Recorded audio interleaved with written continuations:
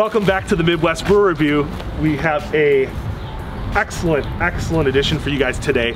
We are here at Ike Oak Brewing in Woodridge, Illinois. These guys are fresh. They just opened. They have tons of beers on tap. They got food. Bill, what else we got? Yeah, I'm really pumped because they're coming out of the gates with a full menu, 11 beers on tap, full staff, a huge, welcoming, really warm place, and these guys are just doing it right, and they're coming out strong. I don't know what else there's to say besides getting in there and talking to the guys. What do you think? I agree. Guys, let's go check it out. Let's see what this place is all about.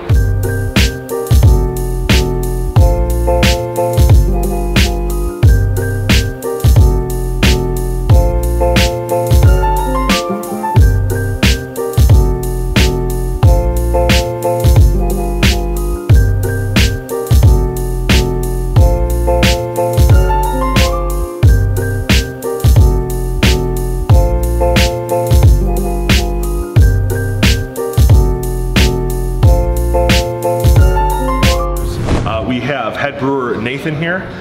He's going to show us around, kind of tell us what their mission is as far as, you know, what are we doing with brewing? What's our goal here? Yeah. I started out home brewing probably about 10 years ago. My wife got me a home brewing kit for Christmas. I was talking to some professional brewers, and the advice they gave me was that you're probably going to have to actually volunteer at a brewery before you can expect to, just get a job without any experience or brewing education. I then changed some wording on my cover letter, and fortunately, two brothers out in Warrenville, they offered me a position as an assistant brewer there. And yeah, I was very excited for them to give me the opportunity. After that, I was offered a position at Lagunitas Brewing Company on the west side of Chicago. It's to help get the brewery up and running. So jumped at that position. Yeah, just a great experience I had at Lagunitas, learned a ton. And after I was there for over 2 years, I was offered the Brewmaster position at Brew Brewery in Chicago. And couldn't pass up the opportunity to be the Brewmaster at Brew. I was at Brew for 2.5 years, made a lot of beer. Unfortunately, Brew went out of business.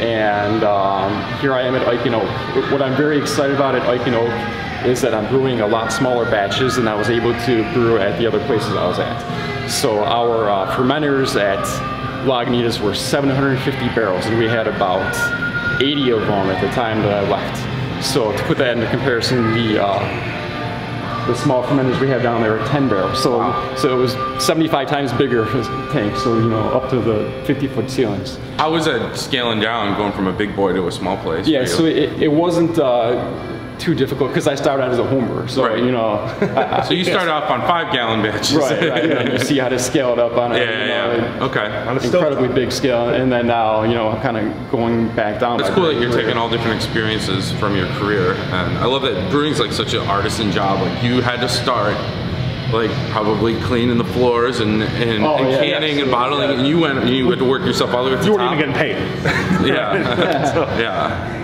So that's really cool. Yeah, so I turned my hobby into my career. So that's awesome. That's amazing. When I come to work, I don't feel like I'm coming to work. I'm just coming to make some beer. That's the dream.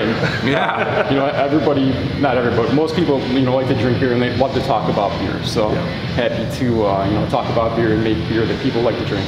Cool. Sure. Cool.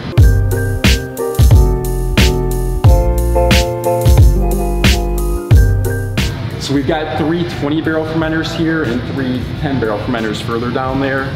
So I could brew 2 turns or 2 brewers into one of these larger tanks, and then just 1 brewer into the smaller tanks.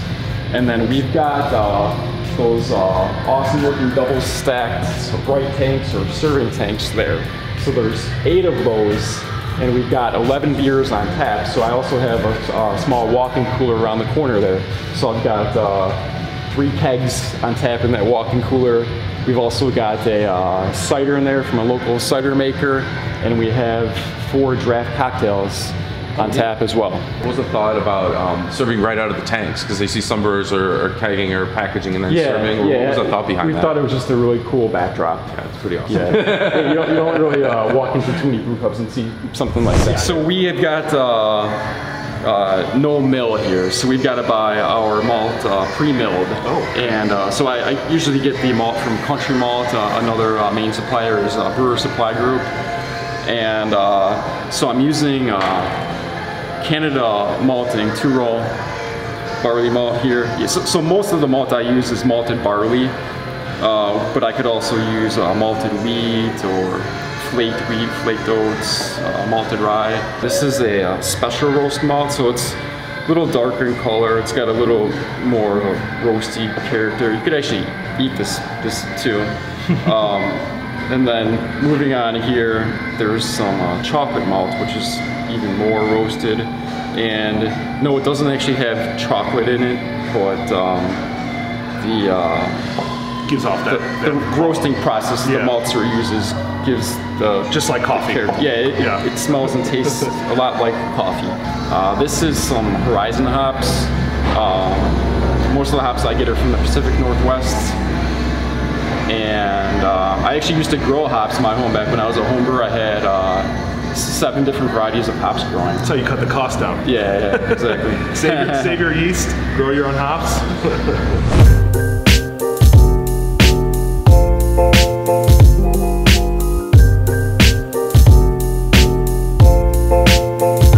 All right, we have some select beers that Nathan chose for us to try, and so we're gonna give them a try and talk about them a little bit. So which one did you want to go with first? Yeah, let's go with our Vienna lager here. Get a little bit of a toasty malt character, just a smooth, easy drinking beer.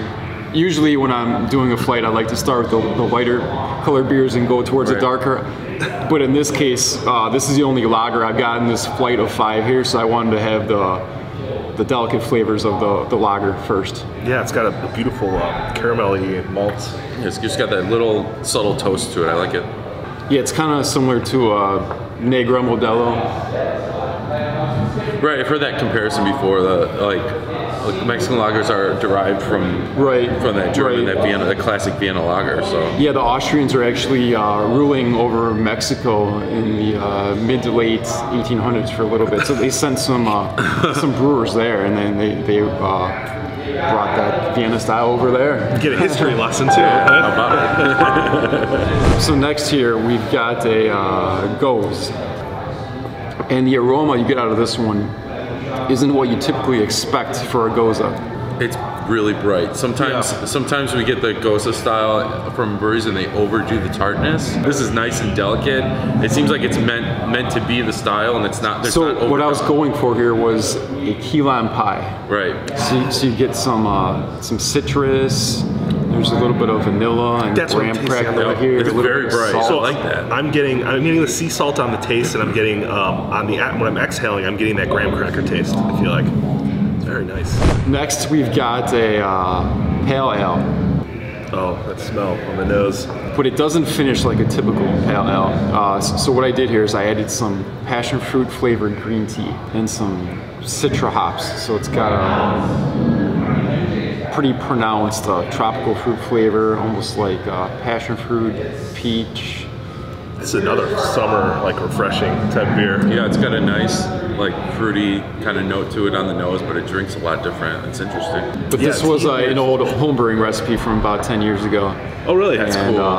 Yeah, I was able to, when I was doing it back at home, got some tea bags from the grocery store, snipped all the tops off, right, and stuffed it all into the carboy. Yeah. Are you loading it into like a big bag to filter it out? Yeah, all that loose tea? I dry hop it with the tea. Oh, cool. Yeah, wow. Yeah, and there is some caffeine in this beer as well. So it's got about 40 milligrams of caffeine, which is about half of a typical cup of coffee. Okay.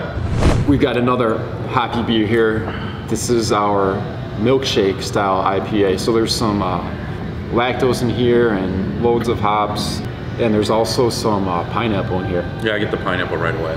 Yeah, my next brew is going to be a double New England style IPA. Okay. Looking forward to that one. But they're trendy with good reason. I mean, it's a very good beer. Well, they're tasty and they're so versatile. Like, you can throw a lot of fruit at these and you're just elevating all those hops. And the last one we've got this morning is our white stout, which is called 53 14ers. Okay. And it's got nitro pour on it. Yeah, and it's like crystal clear, by the way.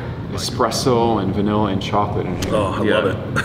Yeah, get a little, yeah, the coffee and the char, and yeah. I wonder if you like blind, have you ever tried to fool someone? Like if you blind tasted somebody I'll on have this? to give it a try. Yeah. It's a good idea. The nice thing is there's literally something for everybody here, which I love. It's very cool. You guys came out the gate with 11 beers, and they're all different. I wish we could have tasted all 11 this morning, but that's what the afternoon's for. That'd be. All right, well, thank you very much. Appreciate great beers, man. Thanks, guys. Great work here. Thanks, I can't wait to see what Thanks else a you lot. guys got going in the Appreciate future.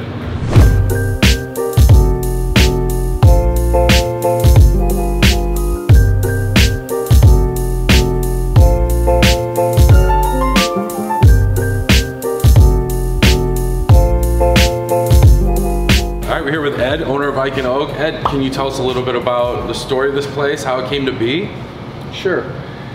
Well, I started the business writing a business plan 2 years ago, and it originally was a cool little craft beer bar, gastro pub, looking around the western suburbs. I'm lived out here for 20 years, and turned into, wow, after touring some breweries and cool craft beer places out in Colorado and out in Portland and Seattle, I kind of changed the plan and said I want to go with a brewery because I think they're super cool, and decided that starting with a brew pub versus going into just a regular old brewery with a tap room and distribution, I wanted to do the brew pub model first. Started looking around for different locations, pinpointed Woodridge, Seven Bridges as kind of a great potential. So found this building, and the design I wanted it to be, when you came into the brew pub, I wanted you to feel like you were in a production brewery, but also have a great experience from a guest perspective with the in a brew pub setting. So as you can see around, anywhere you sit, you see the brewing operation. Yeah. The brewing operation is really the centerpiece of the operation. It really allows us to do almost every one of our beers from tank to tap, which gives us the freshest possible product. Nathan kind of really hit on all marks of a lot of different styles. I challenged him for opening to get at least 10 beers on tap, and he got 11. So really exceeded expectations on the beer focus. And really it's beer and pizza, my two favorite things. And the menu is 85% pizza, a couple different styles. We have a Roman style, which is a focaccia, and we have a Neapolitan thin crust. Super unique toppings, and just a really simple concept, but hopefully we do pizza and beer really well. So how did the name come about? The name, so my oldest son, who's 21, my wife and I, when he was 1 year old, we went on our first family vacation out to the Northern Rockies, and we did a little fishing, did a little camping, some hiking, our first adventure as a family. And one of the campgrounds that we stayed at, there was a bear in the area whose name was Ike. And so of course when you have a 1 year old in a 4-man tent, and you hear every little noise throughout the night, and you start to get a little shaky, and it just kind of turned into, it was a fun story that we've told to the rest of the kids, and it's kind of turned into this really funny family story that is turned into a little bit of folklore and a little bit of truth, and it's just kind of been a fun thing that we joke about as a family whenever we're on a campground. We talk about, oh, that was the bear named Ike, and so yeah, the graphic designer took that. She asked me, she's like, what do you think? And I said, she goes, what about if we design the logo around that that legendary story about Ike, and so that's where she came up with the bear logo and the oak leaf on the belly, and it just kind of expanded when as she was building the brand. It expanded into lots of fun little side brands, and we really took the bear and the name Ike and Oak and expanded it to what it is now. Yeah, gotta love a brewery with kind of a fun backstory. Yeah, great backstory. Cool, very cool logo. I really like Thank it. you. Excellent, guys. Ike and Oak. You guys need to check it out. 11 beers on tap.